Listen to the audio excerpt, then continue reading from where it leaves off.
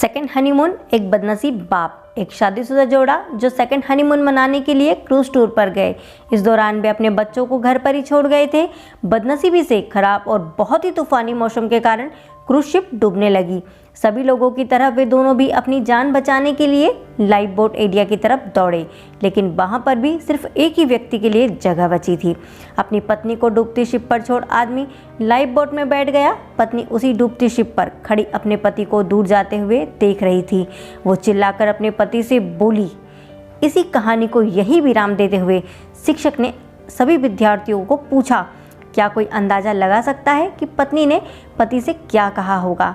ज़्यादातर विद्यार्थियों का एक ही समान उत्तर था। उन्होंने कहा, पत्नी बोली होगी कि मैंने तुमसे इतना प्यार किया और तुम मुझे इस तरीके से छोड़कर जा रहे हो, मैं तुमसे नफरत करती हूँ। शिक्षक की नज़र एक शांत बैठे विद्यार्थी पर पड़ी।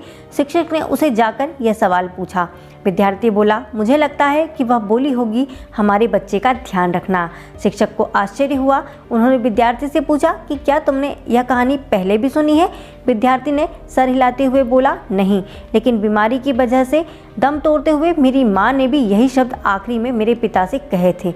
शिक्षक ने उस विद्यार्थी को सही जवाब देने के लिए शाबाशी दी। कहानी को आगे बढ़ाते हुए शिक्षक ने कहा कि क्रूज शिप डूब गई और साथ में पत्नी भी।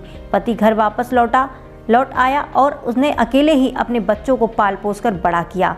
कई सालों बाद उस पति की भी मौत हो गई। एक दिन उसकी बेटी, जो उसे अपनी मां की मौत की जिम्मेदार मानती थी, अपने पिता के सामान को साफ करते हुए उसे एक डायरी मिली, जिसे पढ़कर उसे सच्चाई का पता लगा।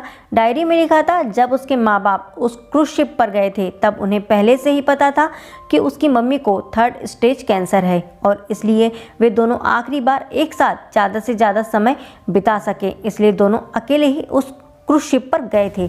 जब उस शिप पर वह मनुष्य समय आया था तब उसके पिता ने उस अकेली बची हुई लाइफ बोट की जगह बैठने से मना कर दिया था।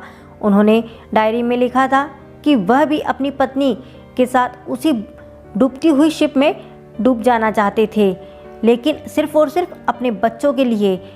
उन्होंने अपनी पत्नी की कसम देने के बाद उनको उसे अकेला छोड़कर उसे अपनी लाइफ बोट में सवार होना पड़ा। दोस्तों, और इस डायरी को पढ़ने के बाद उसकी बेटी फूट फूट कर रो पड़ी। शिक्षक ने यह कहानी यहीं खत्म कर दी और पूरी क्लास शांति में डूब गई। यह शांति देख शिक्षक को पता चल गया कि वह इस कहानी के जरिए जो सीख अपने विद्यार्थियों तक पहुंचाना चाहते थे वह पहुंच चुकी। इस दुनिया में अच्छे और बुरे हर तरह के लोग हैं, लेकिन कभी कभी परिस्थितियां ऐसी विकट हो जाती हैं कि आप बुरे या अच्छे का फैसला नहीं कर पाते। इसलिए कभी भी हमें कोई भी फैसला लेने में जल्दबाजी नहीं करनी चाहिए। सिर्फ बाहरी चीज़ों को जान लेने से किया गया फैसला कभी भी सही नहीं हो सकता। बिना किसी जांच पड़ताल के और बिना दूसरों का पॉइंट ऑफ व्यू समझे फैसला करना छोड़ दीजिए। दोस्तों, अगर आपको ये कहानी अच्छी लगी तो please like, share and subscribe जरूर करें। जय हिंद, जय भारत। फिर मिलेंगे अगली कहानी के साथ दोस्तों। वंदे मातरम।